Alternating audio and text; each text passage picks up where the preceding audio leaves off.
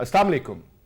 You're watching Views and News, and I'm Faisal Rehman live from our Islamabad studios. Today we'll be talking about this Russia-Ukraine standoff. Now, the interesting part is that a lot of development, I would say, has taken place.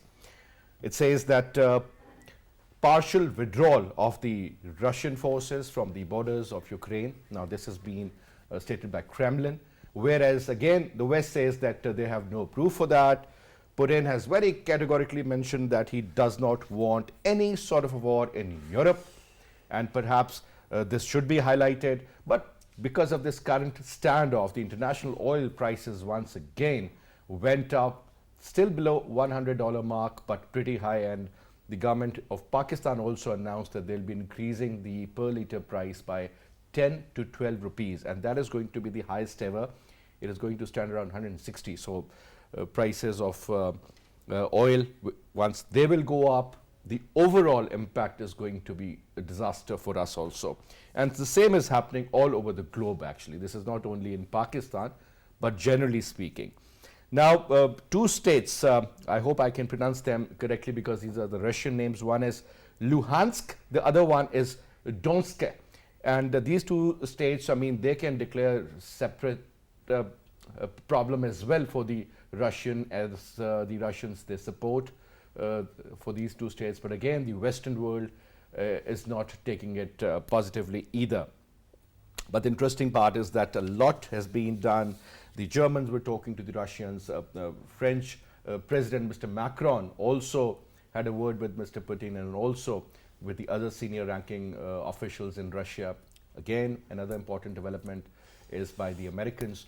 But having said that, situation isn't very clear. It's still very fluid. If you look at the Western media, they would just give you an impression as if Putin is going to attack Ukraine any moment. In fact, they have said that this could be the week. Today is Wednesday, this could be the week. So you can well imagine the kind of situation they are creating out there. Whereas the Russians have very, very categorically mentioned that they have no interest in war, but they want their demands to be met. The Ukraine should never become a part of NATO because they don't want any sort of NATO forces right up till here. This is the problem. But before I introduce you to our panelists, our production team has prepared a report. Let's watch that first.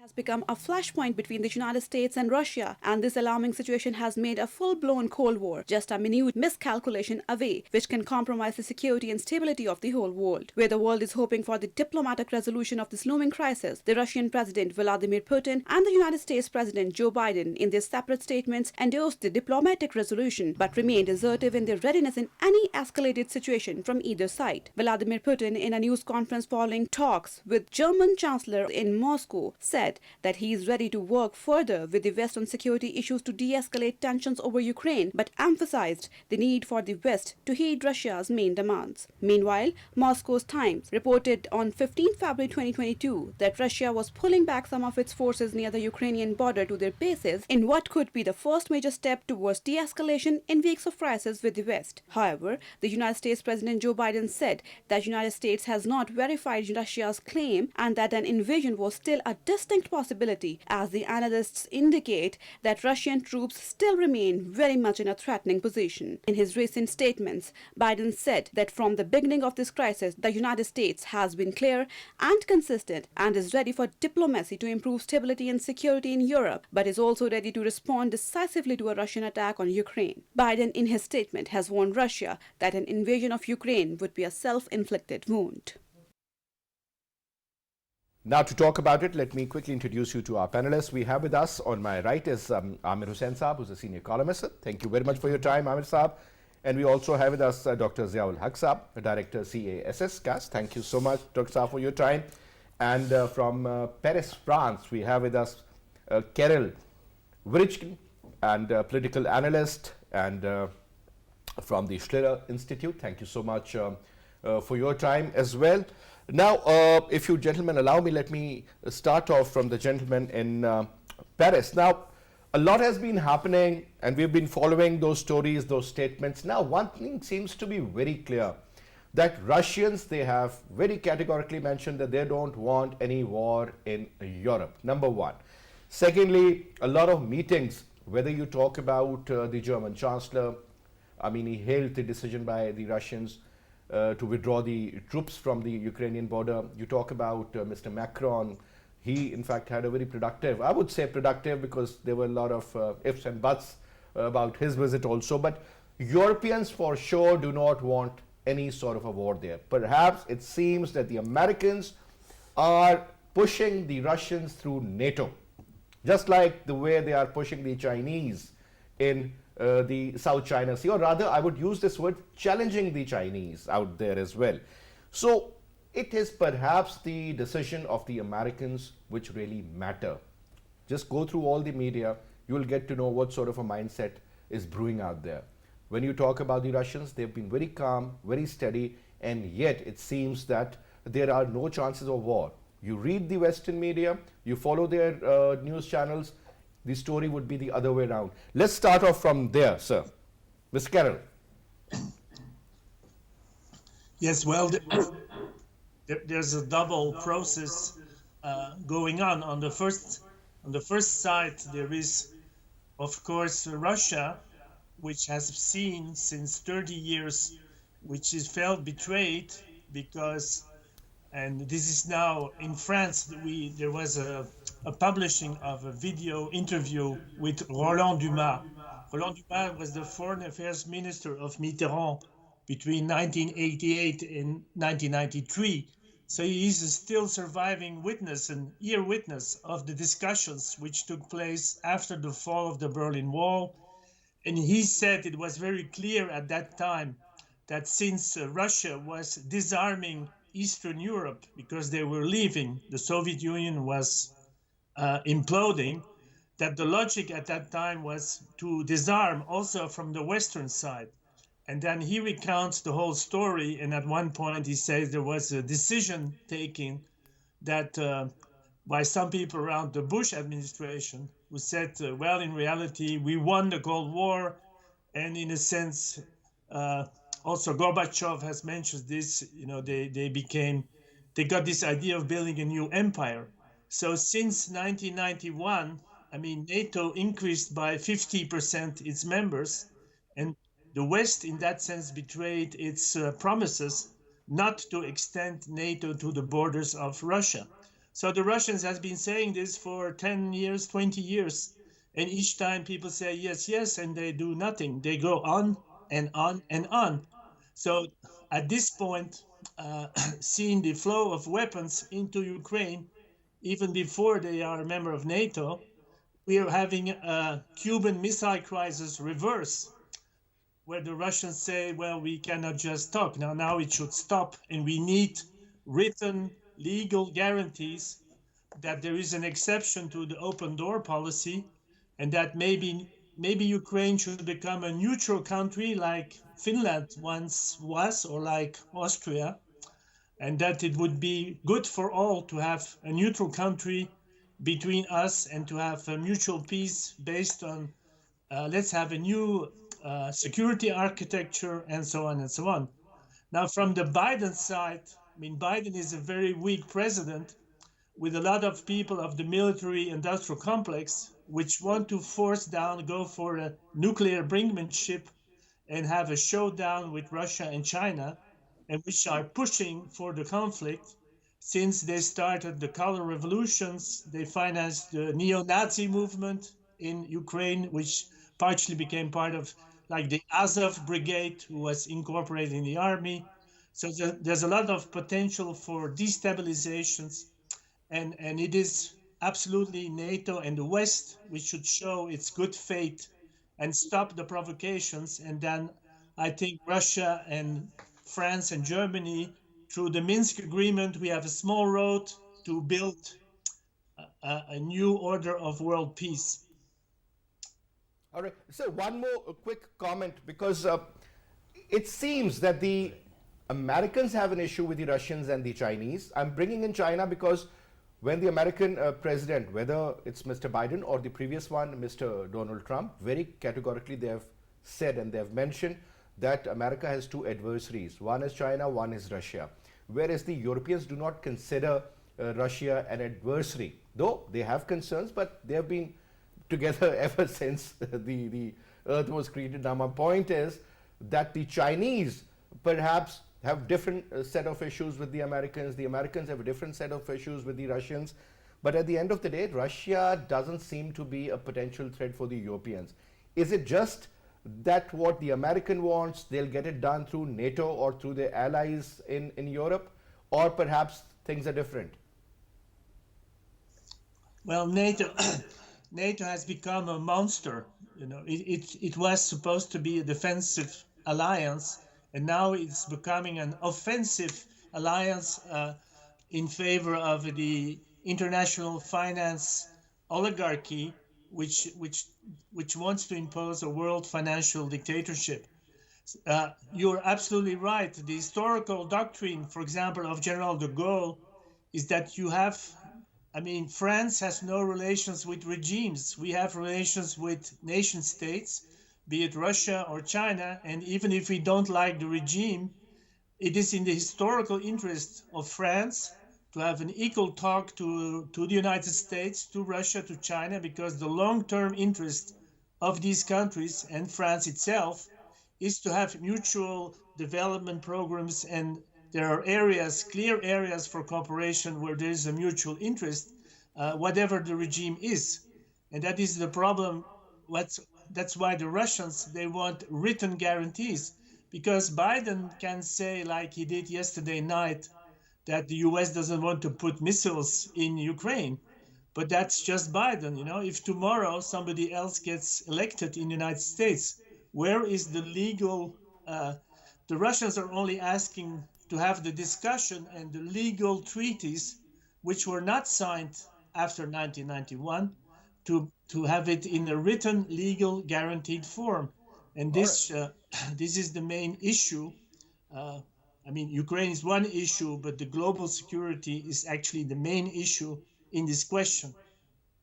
All right. Now coming to you, a couple of developments which took place in the previous 2 weeks. I think let me start off from there. One was a very important meeting of the Qatari decision makers with Mr. Biden, and that was regarding the LPG. Because obviously when we look at, I mean, even if you start dissecting single countries, for example, countries like Latvia, Austria, these are 100% dependent on the Russian energy sources. There are other countries which are 50% dependent, but looking at the entire Europe, 40 to 45% of the dependency. Now they are looking, just in case if there is a problem, or if the problem starts, the alternate option is going to be Qatar. And they have also said that you are a non-NATO ally. If you remember, I mean, it's just like using Pakistan perhaps. We were also a non-NATO ally, and the kind of price we paid during the last 22 years is phenomenal. Now, sir, I also quote another very important fact, that one of our very dear guests, who's a very regular appearance in our show, was in America doing a course. And he said that once the Soviet Union was disintegrated, I did ask the NATO general there that, what's the point of having NATO now? I mean, you've achieved your targets. He said, well, we have got a lot of Muslim countries to take care of. And you know, just imagine what happened in Iraq. No weapons of mass destruction, absolute destruction of Iraq. What happened in Afghanistan, and then Middle Eastern countries, whether you talk about Syria or otherwise, and even the kind of political statements that were issued during the time of the Arab Spring about 10 years ago. So we can relate to it, that what exactly was going out there. So let's start off from there. Major global changes or shifts are taking place in Europe also? Yeah, absolutely. That's very much true. I mean, if you look at the American imperialism, the new form of imperialism, which is based on the American military complex, the industrial complex, which keeps pushing the brinkmanship in different regions. If you look at the Ukrainian crisis, or the Middle Eastern crisis, and other regional areas where the Americans are directly involved through NATO, I think this is kind of a new way of gaining economic supremacy through wars, by selling weapons, by creating a new markets for their weapons and for their the warheads that are piling up. So I think this is one dimension is the economic dimension. The another dimension is the dimension of political supremacy, because there is no unipolar world now. China is emerging, Russia is again emerging after disintegration of Soviet Union. For a long period of time, Russians were on the back seat. Now they are coming back, very back, and this is a political wrangling that is going on different borders. So the NATO, who's the only reason to establish itself was because the Warsaw Pact, the Soviet Union and the Eastern Bloc was gelled together by Warsaw, and this NATO was created as a defense force against the Soviet expansion in Europe. So I think that has gone now. The NATO is trying to justifies its existence through new wars, through new conflicts, and trying to give a sense that there is a new Cold War is going to take place with Russia. And Ukraine is a typical example of how the Americans try to instigate the conflict in the region. And once conflicts start, one is the military complex, industrial complex will take benefit out of that, like the Cold War times. The second just is what they did in Iraq and Afghanistan. Of course, and then also they want to they have eye on the resources. They want to cut off Russia from its supplies to the Europe, and also they want to put sanction if Russians attack. The Russians are. Do you think the Russians can get affected? Because if you look at the current bilateral trade between Russia and China, that is $200 billion. Yeah. Just went up like Absolutely. that. So, I mean, Russian dependency as far as selling of energy is concerned on Europe, obviously, if you, okay, just take the example of the Germans. After this incident of Fukushima, 2011, Yeah. March 13th, if I'm not wrong, Absolutely. when there was this earthquake, I mean, eventually whatever happened to that atomic plant, because it got heated and we all know what happened after that. I think it was as big as Chernobyl incident in certain ways. Now, the Germans, they said that, well, you have to shut down the nuclear plants in Germany.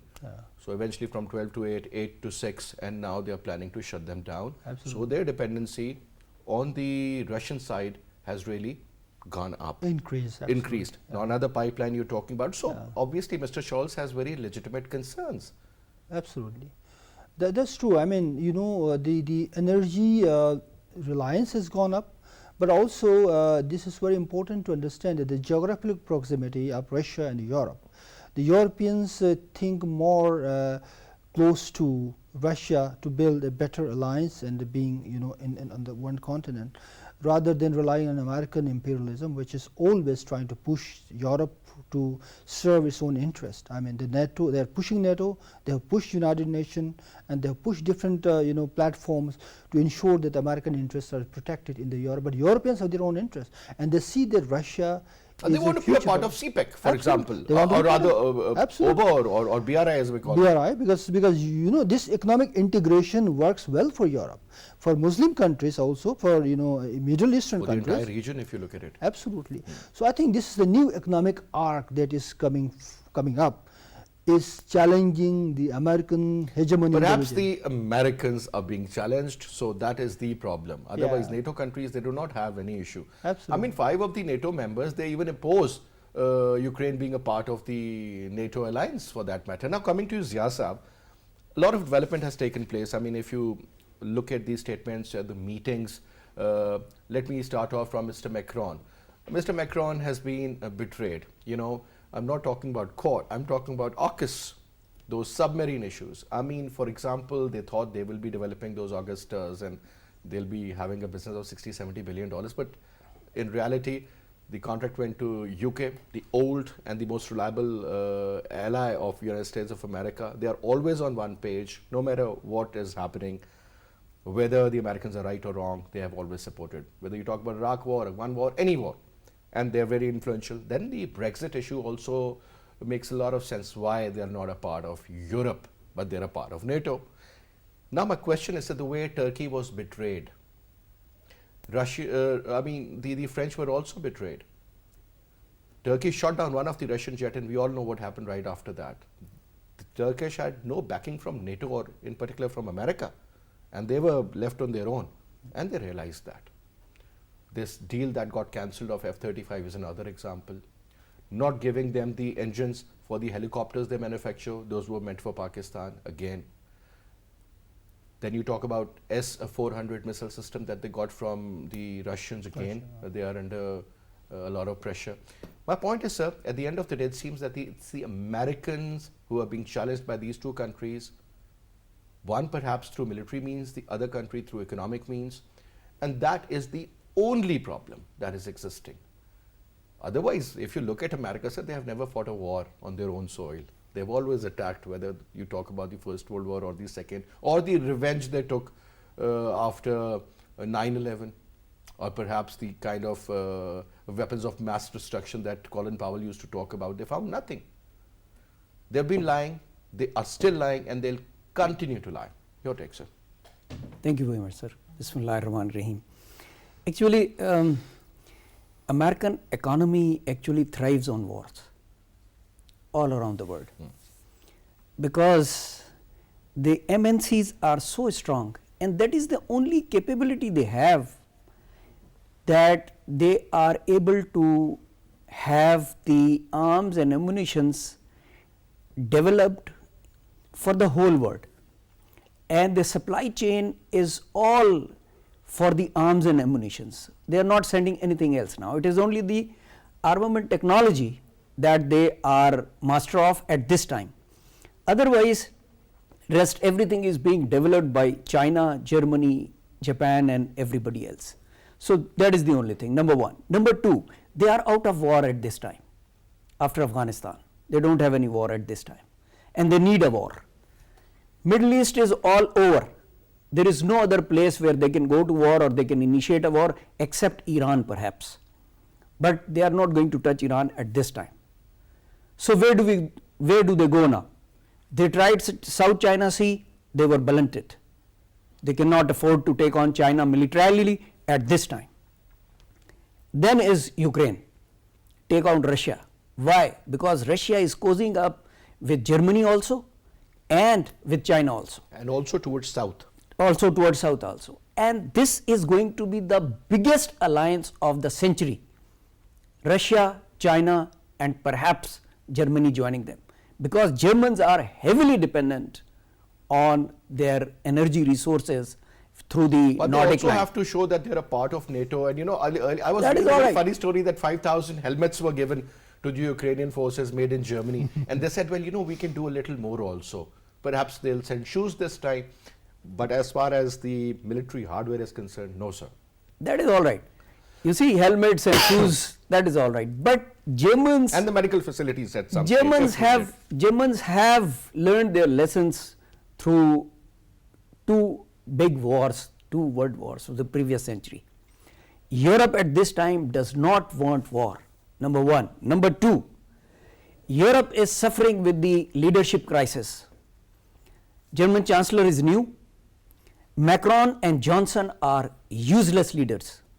They do not have the capacity or the capability or the insight or the vision. Johnson is already in the line of fire, sir. Absolutely. I think he's been partying That's too what, much. That's what I'm mentioning. Whereas, on the contrary, look into the Russian leadership and the Chinese leadership.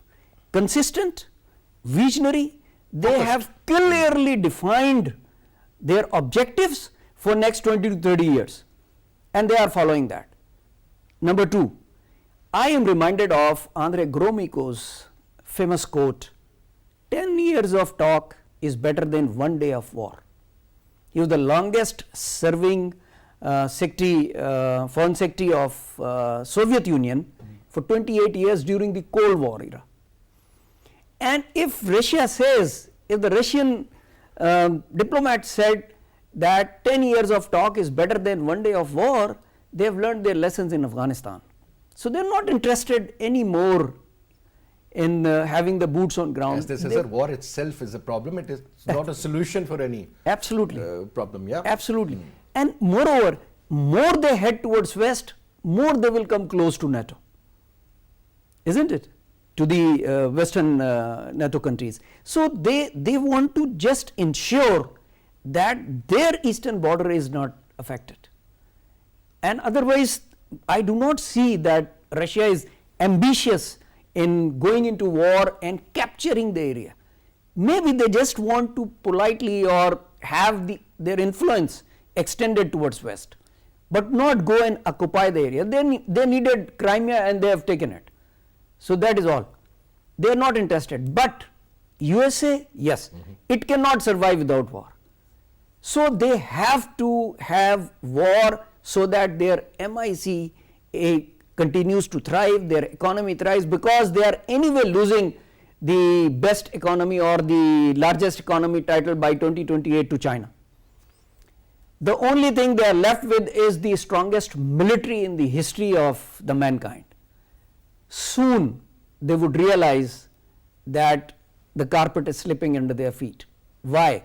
Because, as I said, the Russia-China alliance is going to be the biggest game changer in this century.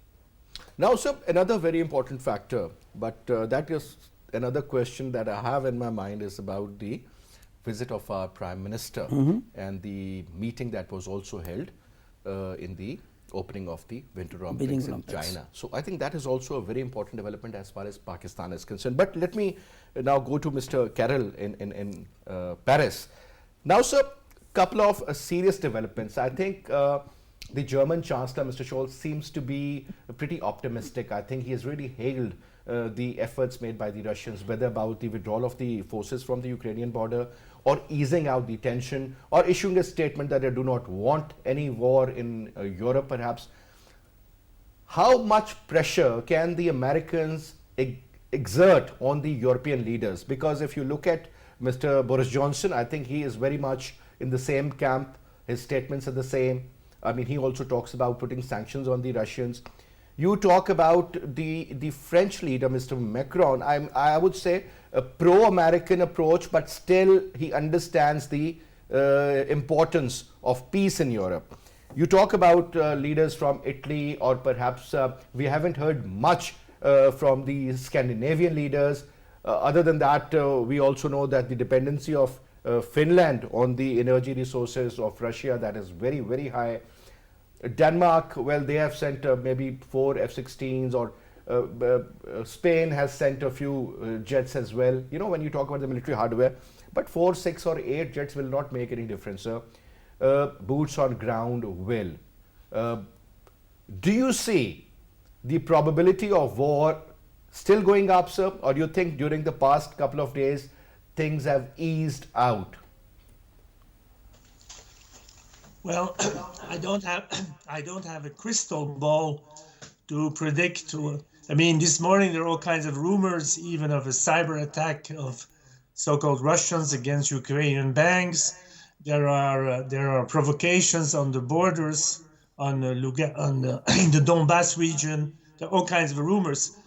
What I can say is that Macron, France, for the next 6 months will be the head of the European Union, and Macron immediately when he arrived started coordinating their efforts with Chancellor Scholz, which he went to see Biden in the US while Macron went to see Putin.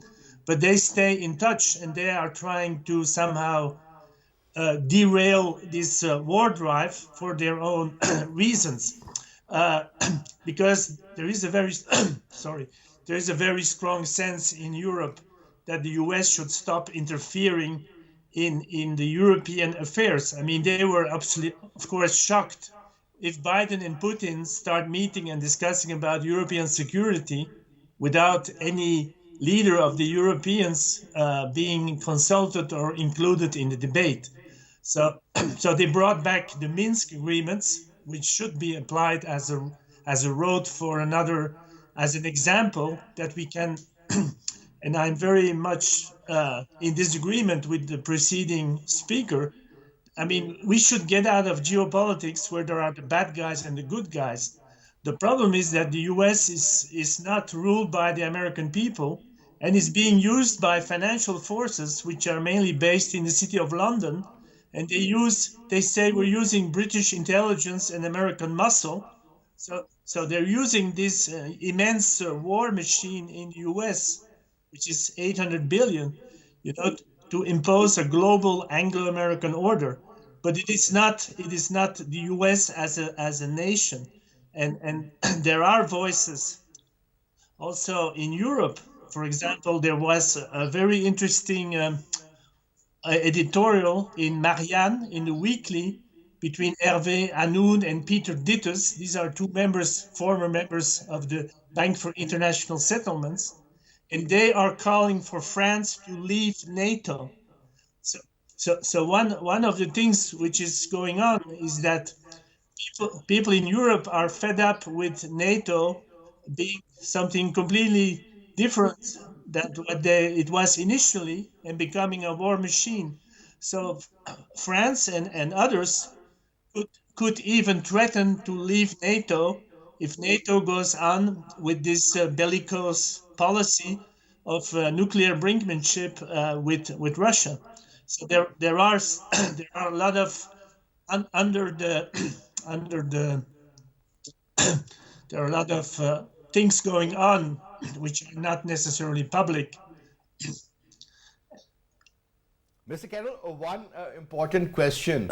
I mean, through various sources, we have also learned that when Mr. Macron went to meet Vladimir Putin, he was given a very cold shoulder there. I mean, for various reasons, one of the picture was that the kind of distance they were maintaining while standing and addressing perhaps could be regarding the corona vaccination or something, but would you like to comment on that part, sir? Yes, it's somehow a last remnant of stupid Russophobia, because the same thing happened with Mr. Chancellor Scholz, and also with even with Mr. Orban from Hungary, which is supposed to be very close to Putin. So these gentlemen, these heads of states, they don't want to do a PCR test before meeting Putin, because they fear that the DNA will be, it's somehow unscientific, because if you drink a glass of water, you can, afterwards a scientist can take your DNA from the glass, So they're refusing to go to a PCR testing. And then the Russian protocol is very strict, because the COVID crisis is very strong in Russia. So the protocol is that then they have to impose this long table, this this very long table, and then even the press conference, it looks very cold and distant. Yeah. Well, because of these choices made of distrust on the PCR testing, which is a little bit ridiculous. Well, very interesting observation. Now coming to you, sir. Mistrust is again a major issue as far as this issue is concerned, because the Russians, they said, well, we are moving our troops back, some of them. Mr. Scholz hailed it. Americans say, well, we have no proof you did it. So difference within the ranks, mistrust within the ranks of NATO also exists, correct? Yeah, absolutely. I think this is one of the reasons. I think Mr. Macron perhaps is more influenced by Hollywood movies. The Russians, showing Russians as traitors, doing wrong things. The entire Western world is doing that. Absolutely. Showing Chinese as monsters. Absolutely. Russians. I think this Oriental mindset that works, the Orientalism, at the deep-rooted, scholarly, intellectual, and political discourse that finds path in these international relations as well. I think the mistrust has long history. When Ukraine was part of Soviet Union before 1990, it has many, cultural, social, and economic integration, the mindset, the understanding, the ease to interact with each other. So most of the Ukrainian population, people, they think they are close to Russia still. And that's why when the Western, in particular NATO in particular Americans tries to instigate a rebel within Ukraine, it didn't work. And now they're trying to utilize the other means to, kind of the Russians are using cyber crimes to invade the Ukrainian banks and all that installations. I think these are different ways of trying to make an argument that the Russians are butchers, they are the traitors, and we are the saviors. They are the aggressors. The white man burden, the Western colonial particular mindset that still works at the international level in the politics. I think they have to come out of that nostalgia. There's no colonial powers no more. The new emerging reality is there. The new power poles are emerging, and whatever you do, the Russians, Chinese, and the other regional powers they are emerging are going to challenge this supremacy of the colonial powers. And now we have to rethink. We have to go back and think that we are living in a multipolar world where there will be regional arrangements. There is more into negotiating, mood. Europe is in a negotiating mood now. The Americans is. But the NATO has rejected the Russian demands, and then there was a letter about 10-14 days ago, sir, that was sent by the American authorities to the Russians that got leaked also. So one thing is for sure, sir, that Ukraine is not going to be a part of NATO anytime soon. Absolutely, one, yeah. and the NATO members also know that. Absolutely. There is also a difference of opinion there regarding that. Russia will have this man for another decade Absolutely. plus. As long as he lives. So the case is with Mr. Xi Jinping in China. Absolutely. So their philosophy, their policy, they have a very clear mind that this is what we want to do. You're not even sure whether Biden is going to win the next term or not. Most likely he will not. Yeah. Most of the people, most of the analysts, they believe that Biden is a very weak president. He And is. I think that perhaps he might have lost the election and Mr. Trump wasn't wrong. We took him wrong because of his personality and the way he talks, but I think Trump was right. Those people who all were on the roads in America, and this is the first time that has happened. I mean, don't you think that Absolutely. things are really turning? Biden is a weak president, and one of the indications of the weakness is that he has tried to, use power to silence his opponents, even the media and all that.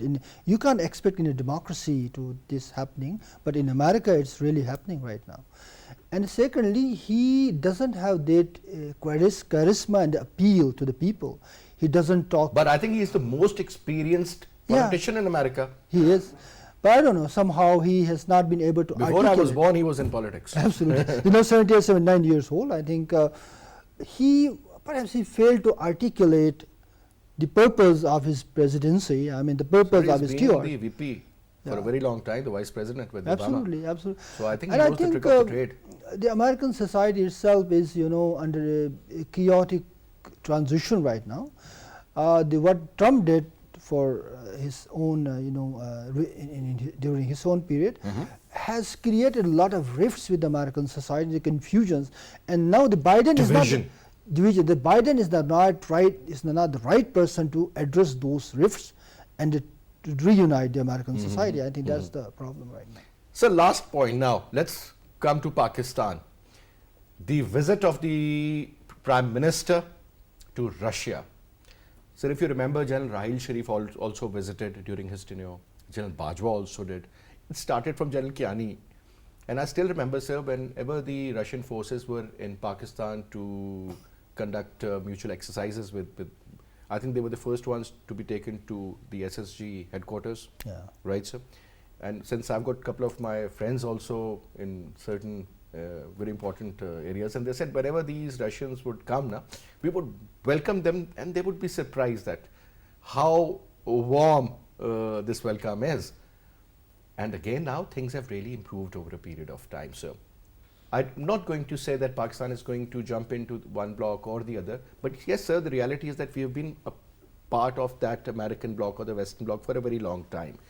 Changing that, because Pakistan has been betrayed by the Americans not once, not twice, every time. When we have fought for their reasons, sir. Whether we talk about the war against Soviet Union, we were a part of it because the Americans pushed us into it. You talk about this so-called the non-NATO ally, which we all know what we went through during the last 22 years. When the world was focusing on the economies, we were part of that war. And whatever happened, we all know. Things changed right after 2011. I think 11 was a very interesting year. Salala attack, Raymond Davis issue, Osama bin Laden, mistrust between both the countries, their intelligence agencies, and that difference is widening with time, sir. What is that supposed to mean? Nothing new, sir. American betrayal to its allies is nothing new. Read Charles de Gaulle, who said France will not be France if we do not have our own nuclear weapons. Isn't it? Correct. So, it's nothing new. And Pakistan probably is learning its lessons very late in history. But as we say, it is never too late. Mark my words, this is my personal opinion after visiting Russia as head of a delegation back in 2013. Okay. Russians are the most misunderstood nation. This is my assessment. Because of the Western media. Because somebody else wrote the history about Russia. The Western media is controlled by somebody else who has to project Russia and China as monsters. Only then they will be able to sell their weapons against these two. So, I think, I'll just share something.